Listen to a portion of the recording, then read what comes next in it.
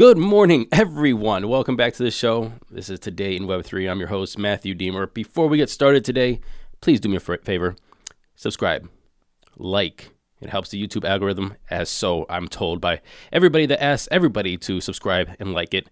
Share, and please, if you do not listen or do not usually watch on YouTube, you can also listen to our podcast as well on anywhere you listen to podcasts. Apple Podcasts, Spotify, so on and so forth. You get the point. I have a little bit of a rant today. Now, it has nothing to do with Web3, it has nothing to do with crypto.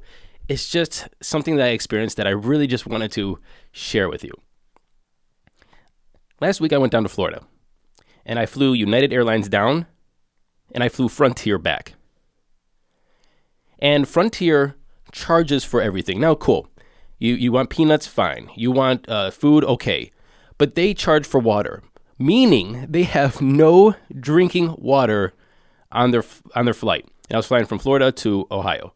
A 3-hour flight, stand in line, get on the flight, get off the flight, wait to, get back to, the terminal, the concourse, altogether about 4 hours. 4 hours on a flight, in a tube, stuck in a tube, 30,000 feet above the ground. Anxiety, dry air, nervousness, scratching your throat, any reason you could think of, they will tell you $3.25 for a bottle of water. Should be illegal. So I'm just doing this and I'm putting this in all my platforms. Frontier, Spirit, whoever does this practice, it should be illegal. I'm calling every congressman, every senator to try to make sure that at the very least, there is water on a plane if you are thirsty. It could just be a water fountain. I'm not asking for bottled. I'm not asking for Avion. I'm not asking for Fiji or water. Is it Fiji or Fuji? It's Fiji? It's Fiji water? Thanks, Corey. Corey's the camera guy over here. But I'm just asking for water. And I think that we're setting bad precedent that we're allowing these kind of gates, this purchase price, and I just think that we're taking or setting bad precedent that we're allowing a gate on something that's so essential as water. What's next? Bathrooms? They say it's a 2-hour flight. We don't have bathrooms on this flight. So, or you pay $5 for the bathroom. Or how about 25 cents per square of toilet paper? Or, you know what? Because we're high up in the air, the oxygen in the cabin's a little bit lower. But if you want full sea level oxygen, $5 and we'll give it to you. Where does this end? Anyway, it just pissed me off. I hope you enjoyed my rant this morning. I just wanted to make it clear how I stood on that situation and how frustrated I was when the lady, I asked for just a cup of water because I was super thirsty. She said $3.25. Yeah, I paid for it. I was thirsty. But I'm lucky I have $3.25 extra and a credit card, because they don't take cash, to pay for that bottle of water. Anyway, enough with this. Let's get into those markets. Moving into the markets today, but before we go into the prices, I want to talk about a couple stories that came out. Silvergate Bank, which is a crypto-friendly bank, announced that it'll be winding down its operations and that it will orderly wind down those operations and voluntarily liquidate the bank. And they say that this is the best path. Forward. Senator Elizabeth Warren got wind of this, so she tweeted, "As the bank of choice for crypto, Silvergate Bank's failure is disappointing but predictable. I warned of Silvergate's risky, if not illegal, activity and identified several due diligence failures. Now customers must be made whole and regulators should step up against crypto risk." Now, the reason why I am reading these stories before the price is because the prices are down today. And a lot of people are blaming these different activities. Like, first of all, the bank, they're saying because of the bank, that's why the price is down. This next story is also a reason why they say the price is down. People are blaming the fact that the U.S. authorities transferred $1 billion worth of Bitcoin that they recovered from a dark web hack to a wallet address that's owned by Coinbase. That's $1 billion of Bitcoin. So they're saying that this is spooking investors. Now, I just want to say that this is probably false. A false story, just a headline, just to be clickbait, because $1 billion of Bitcoin is a drop in the bucket to the daily volume. 24-hour volume of Bitcoin is around $22 billion and 1 million coins. and that's buy, sell trades, and so on and so forth. So if the U.S. government decided to sell $1 billion of Bitcoin, you might see it go down, the price go down a little bit, but it won't stay there for long. It'll be a blip. The one argument I could entertain is that the government knows something that we don't, right? They are going to sell their Bitcoin because if they know that regulation is going to come out and make it even, make the price go down even more. I'm going to push back on that because we don't know the law of the government. If the government takes Bitcoin, how long can they hold it? Can they hold it to see if number goes up and then sell it? Or can they only hold it until their investigation is complete and then they have to sell it or liquidate it or transfer it to a different department? And I say this, for example, because if you're a federal candidate, and you take cryptocurrencies to raise money, for example, Bitcoin, Ethereum, Dogecoin, Litecoin, and so on and so forth, you have to sell it at the point of receiving it. So, for example, if somebody sends you $100 in Ethereum, there are companies out there that will set up a system for you to receive that Ethereum and then automatically convert that into $100 and then automatically send that to your campaign bank. Why? Because we cannot take and hold cryptocurrencies hoping the number goes up. Also, we are still compliant with the federal campaign finance laws. So if you get $2,900, which was the maximum contribution amount for the last cycle, if you got $2,900 in a cryptocurrency, it's really vague if you actually can wait to see if that goes up to $3,000 and not be in violation of campaign finance laws. So you sell it ASAP and put it in your bank account. So again, going back to the Bitcoin and the narrative that the Fed is selling $1 billion worth of Bitcoin and that's going to tank the price, we don't know why they're doing that. At least I don't. The one thing I really want to point out here, though, is I don't like these narratives that when the price goes down, we try to, cherry pick these different ideas and stories. The overall macro conversation should be that this is a domino effect. This is a domino effect of the crypto contagion that has happened. FTX, Luna, Three Arrows Capital. It happened a while ago already, but it's not sexy to keep putting that in a headline. However, Silvergate is closing because of the contagion. And we keep seeing these companies have financial problems because of those practices. It's kind of like going to a risky sushi restaurant with all your friends, and one person gets sick, and you say, oh, it's because of the sushi. But the next person gets sick 48 hours later, and you still try to blame it on something else. Oh, I picked it up from, no. You ate bad sushi. We all knew it was risky. We all knew the place we could get sick, and you get sick later. Don't try to blame it on your kids. You made a bad choice. And this is the contagion that we're continuing to see. Another thing that we could point out here is not just because of this contagion, but also the macroeconomic issues. For example, inflation is still happening. Just because the stock market and the Bitcoin price went up temporarily does not mean it's going to continuously go up. Experts have been predicting a double dip in the markets. Down once, down again. They've also been predicting a double top in inflation, up to 8%. Maybe next time it's up to 10%. Up, peak, drop, up, peak again. And so this is what a lot of experts have been saying over and over again. And this is why the Fed, I think one reason why the Fed is going to get more aggressive with their interest rates hikes. So again, just to summarize all of that, let's not try to cherry pick ideas of why the price is going up and down just a little bit. The government selling $1 billion of Bitcoin is not going to dent the market. Silvergate Bank is a contagion issue. Let's look at this as a macro level event of contagion and economics, inflation, and possibly a recession. Here comes the money. Here we go. Money talk. The time is 12:16 p.m. Eastern Standard Time.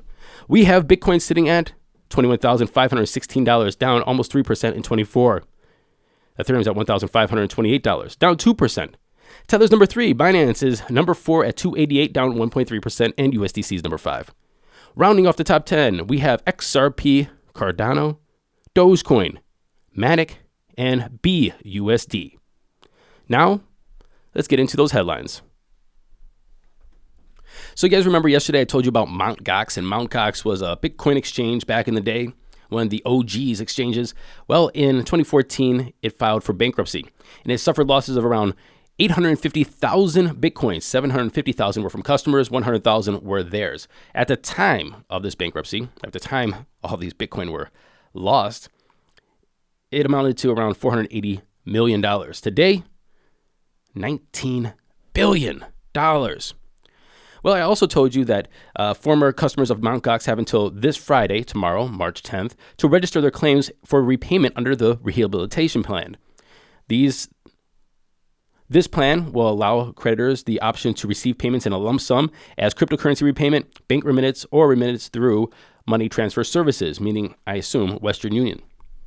However, they changed that date. So I just wanted to tell you the new date is April 6th. So you have another month to get your claim in and make sure that you get your rehabilitation, your reimbursement for the money that you lost in Mt. Gox.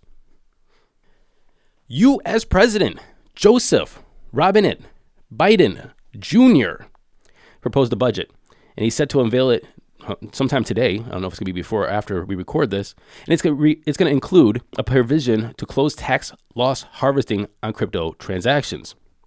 The White House officials claim that the budget will include a tax provision intended to reduce wash sales trading by crypto investors. At present, investors can sell any cryptocurrencies at a loss, claim the loss on their taxes, and then buy the same amount and type of cryptocurrencies again.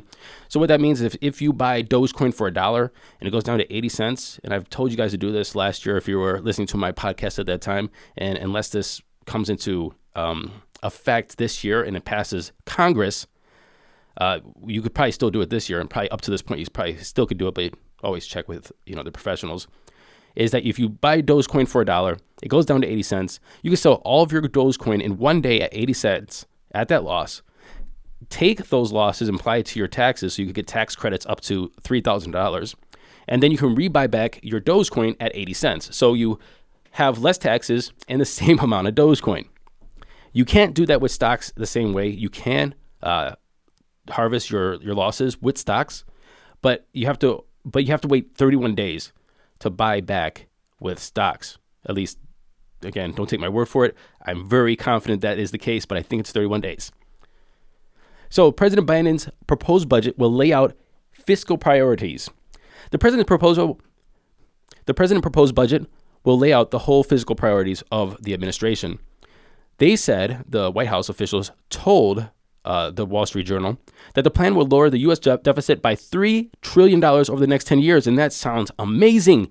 If you missed the news from the New York Times on February 15th that says the U.S. is on track to add $19 trillion in new debt over the next 10 years. So we still have $16 trillion of new debt going to be added to our budget. What are we going to do? I guess, thanks for addressing the elephant in the room of taxing crypto losses and trading. Speaking of arbitrary enforcement, the United Kingdom Financial Conduct Authority, or the FCA, continues its crackdown on illegal Bitcoin automated teller machines, or ATMs. And they announced that they have inspected several sites in East London suspecting of hosting unregistered machines and would continue to identify and disrupt unregistered crypto ATM businesses in the United Kingdom. Similar raids were conducted in Leeds earlier this year alongside West Yorkshire. Why do I say that this is frivolous crackdowns or frivolous enforcement? Because out of the 1,469 Bitcoin ATMs in the EU, only 18 are in the United Kingdom. Who has the most Bitcoin ATMs? Well, the United States, amounting to 86% of the worldwide figure, or 32,164. I actually happen to know that the convenience store down the street has a Bitcoin ATM. Do you want to be part of an exclusive new club in Los Angeles? The club's going to be called Club 3, and it's a collaboration between Animoca and Planet Hollywood. The center of this whole idea, this whole new exclusive club, is Club ID, and it's going to be an NFT membership. You can buy this membership for $2,500 for the social membership, or $7,500 for the founding membership. There's 4 memberships, by the way. I don't have the price of the other 2. There's founding, social, global, and corporate memberships. This is also going to act like kind of a DAO as well. So Club 3 will integrate Web3 mechanisms, allowing the community to vote on special menus, perks, and promotions. And if this is successful, let me say that again. And if this is successful, Corey's looking at me. He's like, I got to cut that. You don't have to cut that, Corey. It's okay. I can stutter once or twice. But if this is successful, Club 3 will, which is now going to be under the parent company, Meta Hollywood, is going to open locations in New York, Miami, Tokyo, Paris, and Hong Kong. Moving over into some DC news, the chairman of the CFTC has taken a firm stance against the SEC by telling the Senate Agriculture Committee that Ethereum is a commodity. This opinion appears to directly contradict the SEC chairman, Gary Gensler, who argued last month that everything other than Bitcoin falls under security laws, meaning that it is the purview of the SEC and Gary Gensler. Now, if two government bodies, regulatory bodies are at odds with each other, I don't know how this is going to resolve itself by itself. So that means Congress is going to have to intervene here. And what is the outcome going to be if Congress intervenes? Well, it depends on who's going to have the majority. As of right now, the Republicans have the majority, not by much. So it is possible that they will call Ethereum a commodity, not definite. Obviously, if the Democrats are in power, it's more possible. The more possible outcome is that they're going to classify it as a security, because security laws are a little bit tighter than laws that are governing commodities. And finally, and wrapping up our DC news, U.S. Congressman Stephen Lynch expressed concern over the possible impact of a central bank digital currency, or CBDC, asking the Federal Reserve Chairman Jerome Powell to ponder the potential of a CBDC U.S. dollar to wipe out digital assets. Basically, he's asking, if we launch a CBDC, which is a U.S. digital dollar, what happens to all these other cryptos? Do they go to zero, he asks, when we come up with that CBDC that has full faith and credit of the United States behind it? Let me say one part there one more time. Do they go to zero when we come up with a CBDC? He didn't say if, he said when. Big distinction there.